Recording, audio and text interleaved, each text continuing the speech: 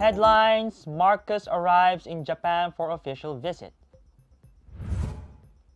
President Bongbong Marcos Jr. eyes Japanese investments in Philippine agriculture.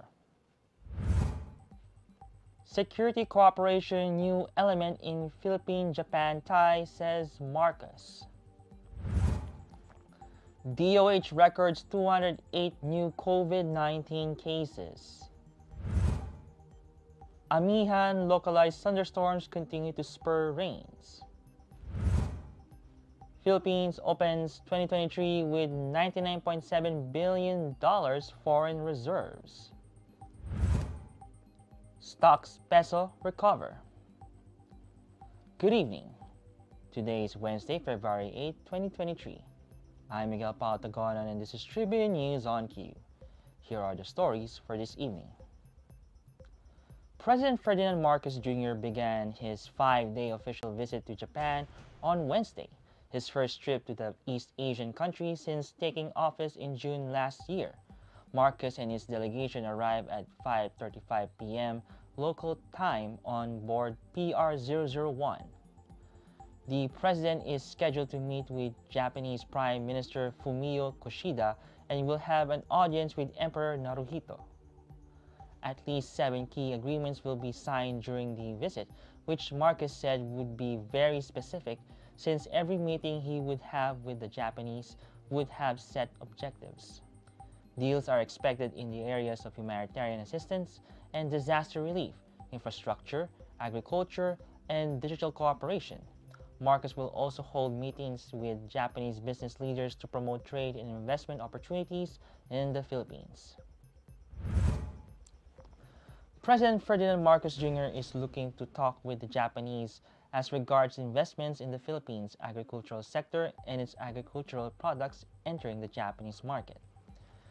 Data from the Philippine Statistics Authority showed that Japan is the Philippines' third largest export market with $10.73 billion worth of export receipts in 2021.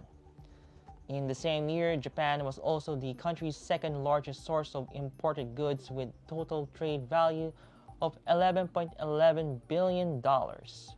During his 5-day visit, the president is expected to engage in bilateral meetings with Japan's business leaders.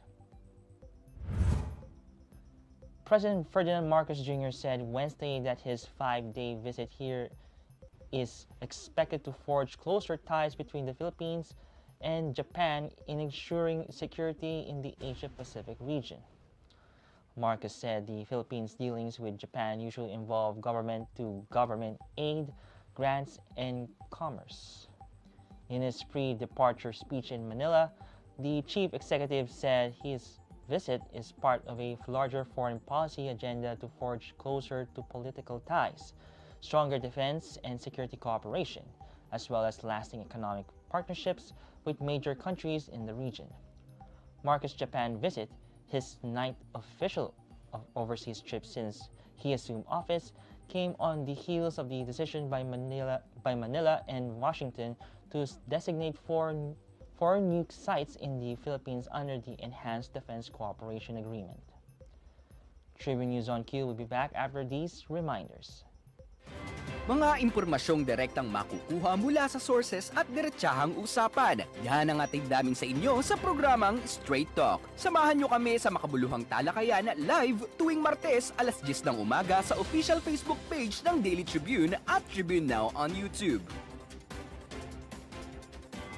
Be updated sa news and happenings katribu. Hatid ng Daily Tribune sa inyo ang mga balitang napapanahon sa loob at labas ng bansa. Kami na ang bahala sa paghahatid sa inyo ng mga latest and reliable news. We got you covered sa programang Tribune News on Cue. Mapapanood mula umaga hanggang gabi, Lunes hanggang Biyernes sa Daily Tribune Facebook page at Tribune Now on YouTube.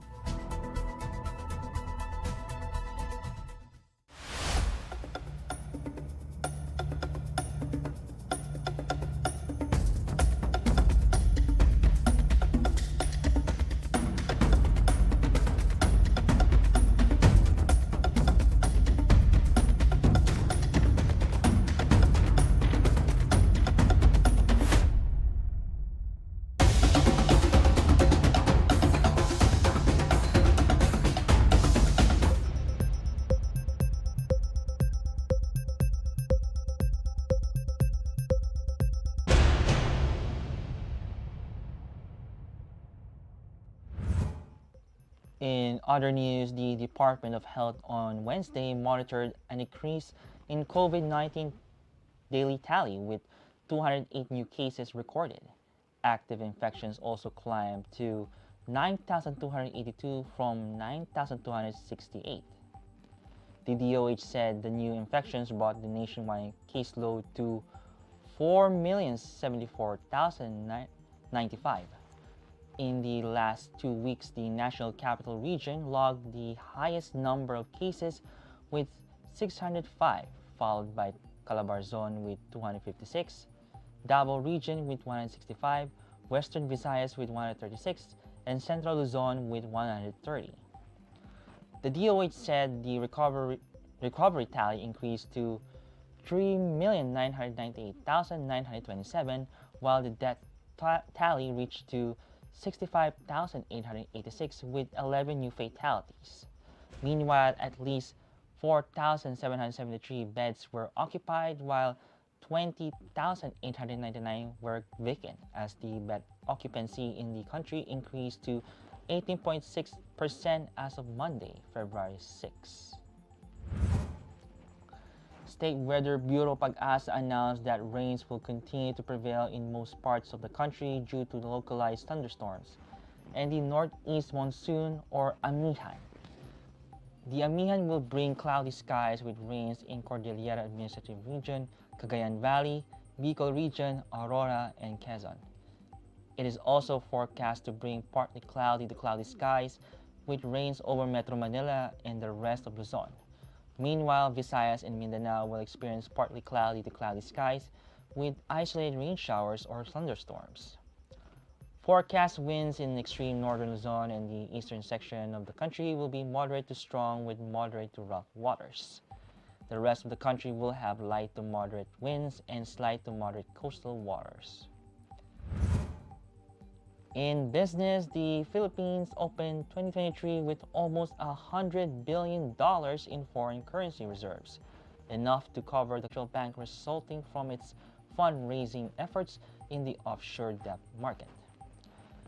Preliminary Bangko Sentral ng Pilipinas data showed the gross international reserves level, a measure of a country's ability to settle import payments and service foreign debt, as of end January 2023, stood at $99.7 billion, higher than the end December 2022 level of $96.1 billion.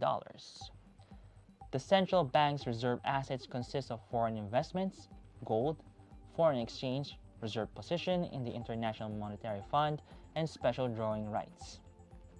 To recall, in January, the Marcos administration raised a total of $3 billion, or about 164 billion pesos, from its sale of triple tranche dollar-denominated bonds, marking its second fundraising effort in the offshore debt market. And the local bourse main index recovered on Wednesday after Federal Reserve Chair Jerome Powell noted that the decelerating United States Consumer Price Index, while the peso gained to a greenback. The Philippine Stock Exchange Index rose by 0.61%, or 41.82 points, to 6,923.08 at the closing bell. The broader oil shares followed with a jump of 0.53%, or 19.26 points, to 3,675.01. Most of the sectoral gauges also rose during the day, led by mining and oil after it increased by 3.48%. It was trailed by financials 1.58%, property 1.34%, services 0.67%, and industrial 0.66%. Volume reached 1.15 billion shares, amounting to 6.28 billion pesos. Advancers led decliners at 115 to 66, while 53 shares were unchanged.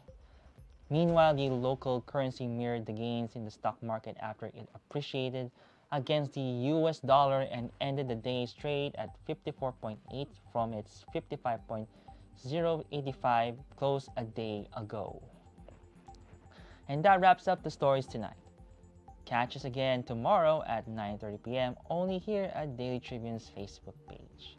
Again, this is Miguel Palatagoran and you're watching Tribune News on Cue. Stay safe, stay healthy, and stay at home. Good night and God bless us all. Catch the latest news on our website, tribune.net.ph. Follow us on Facebook, Twitter, and Instagram. Subscribe to our YouTube channel, Tribune Now. Download the Daily Tribune app on Apple Store for iOS and Google Play for Android to get the latest and most comprehensive news online. Daily Tribune invites you to join its Viber community, Tribu, to get updates on the hottest news on politics, business, sports, lifestyle, and entertainment. Emoticons of the Tribune mascot Tercito are available on our community Viber.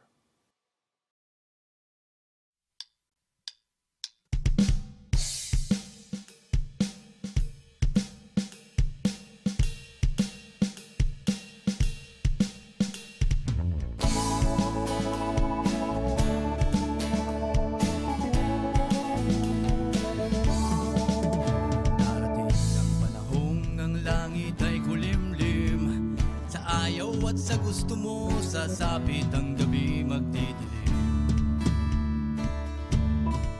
Hindi kailangang kumapit sa patalim, bagkus lumapit, humawak ng maigting. Sa taimtim na panalangin ibulong sa kanya anumang daing at hiling. Walang makakapigil sa pusong nanggigigil, hindi titigil. Na maniwala, magtiwala, di ka dapat mabahala, manatili kang mababala. Humingala, hindi hihinto sa pagtakbo. Tuloy ang laban, paghihintay na may paninindigan. Sulong-sulong sa pagsalubong, sa tagumpay. Tagal na hinintay, wala na sanang ayaw. Ngayon pa ba manghihinayang sa pawis at luha na pinuhunan? Sabay-sabay na isigaw, tuloy ang laban.